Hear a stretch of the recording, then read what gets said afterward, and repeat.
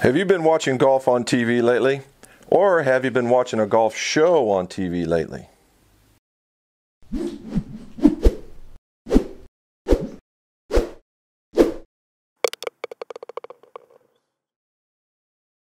Welcome to the mcgolfshop. Jim McCleary, most awarded club maker, club fitter, and where we do reviews and repairs, and we do fitting information so that you can play your best golf. So if you like the video, how about liking below and subscribe, and then swing and hit that bell. That way you are informed for the next time one of these videos drops. Driver versus driver 2. So if you've been basically under a golf rock, there's been a lot of golf on TV lately, but there has been no real golf programming until driver versus driver. Now, if you guys remember a couple years ago, driver versus driver came on, where a Cincinnati guy, which is about an hour and a half this way from me, won the big cash prize and got the driver out, and it was, touted as a pretty good driver. And, it was a pretty good driver. Unfortunately, it hit a few hurdles, and if you want to know about that, more about that, just look up here. I'll tag that. I've got a review and a talking about the driver. But 2 years later, here we go. We're tuned up again, driver versus driver 2, right? And what we see, the return of Melanie Collins. She's the host. And when she's not doing driver versus driver, she does NBA games, and you'll see her on the sidelines of some college games, doing a bit of sports broadcasting. So good for her. And returning is Tim Clark.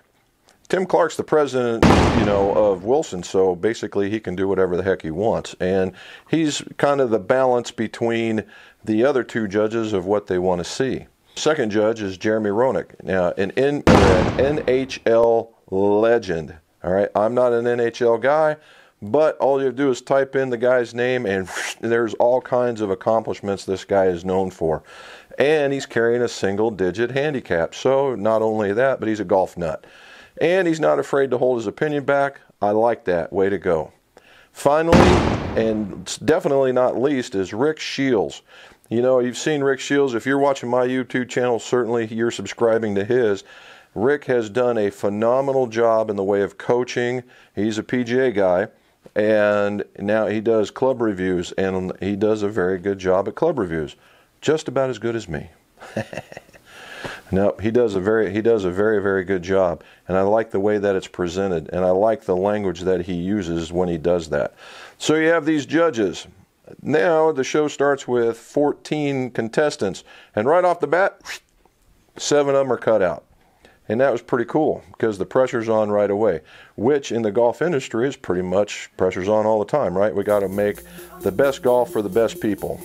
So they had, in the last episode, they went down to the PGA show and they had people test it. Well, the one before it, and they gave their inputs, and they modified their clubs ever so slightly so that the last episode they had social media people testing it. A couple guys from My Golf Spy, a Cart Barn guy, and then an influencer from Instagram. And they all went and apparently hit indoors and then took it outside to hit and gave their inputs afterwards. When it was all said and done, the launch pad was eliminated. Personally, thankfully, it had a removable top, and you had your weight on the inside. Everybody's like, oh, it's a neat idea, but it sounded like a tin can marshmallow being hit. Now, most people can get over the sound, but if the hood pops off, which it basically did in every episode, that's a hard thing to get around. Unfortunately, the guy didn't stay on, or they couldn't figure it out, but he's gone. So, what are we down to? We're down to the Cortex, we're down to the Magnus, and we're down to the Roswell. So, when you go to look at these things, there's 4 functionalities, right? You're going to get feel, performance, sound, and appearance.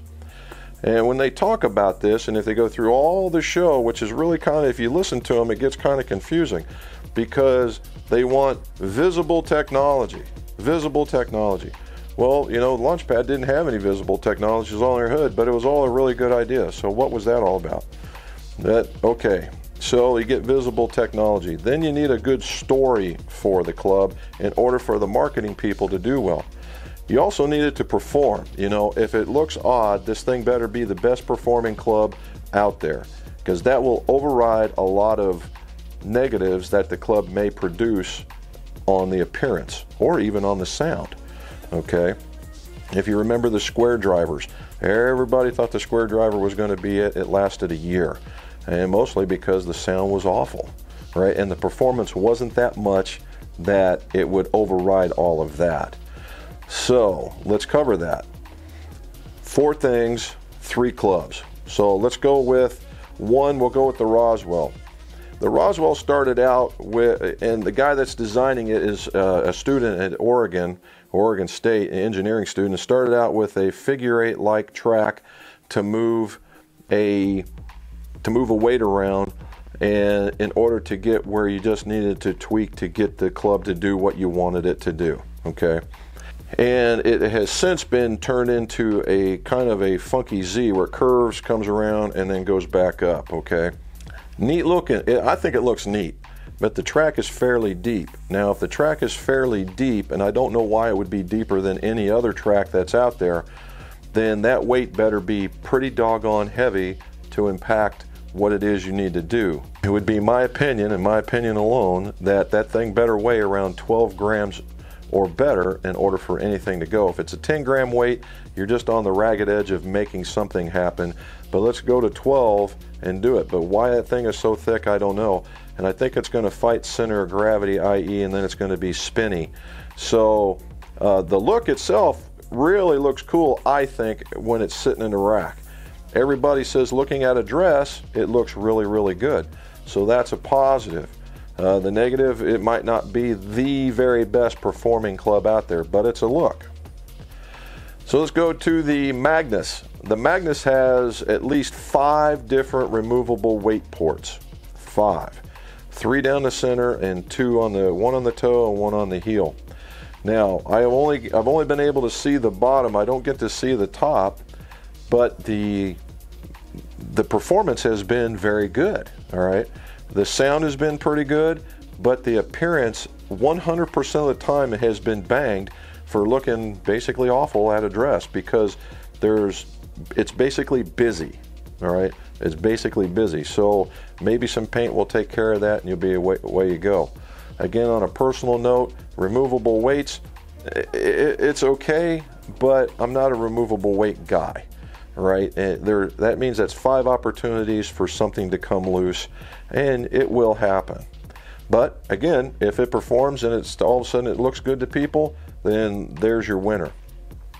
Finally is the Cortex. The Cortex has by far been accepted by more of the people, more of the time, by anybody. All right, it has a singular slider front to back, and now it has those weights on the perimeter instead of a slider that it once had. It's been modified, and it looks good. I mean, it looks good, okay, and it's the most familiar of the driver, and that's what everybody says about it. People like to look at a dress, and it performs as well as any of the other ones out there. Again, in my opinion only, I believe it's probably the front runner to win. However, things can change, right? I don't know if they're going to have a voting where you call in or whatever, but that's the one that seems to be getting the most votes. So there's, some negatives and some positives for going through the winning clubs right now. It's obvious I'm a Wilson dealer, and I actually get to build the clubs. I get I get this stuff in component form as well as in whole club form to be able to build it for you, right? So for those you don't know, Driver vs. Driver is on the Golf Channel on Tuesday nights here in Ohio. I believe it's at 9 o'clock. And so there might be 1 or 2 episodes left. I suggest you get on board, take a look at it, and hopefully you'll enjoy the rest of the testing and what the information that they show you. And again, even after you watch Driver vs. Driver, let's see your scores. Go low.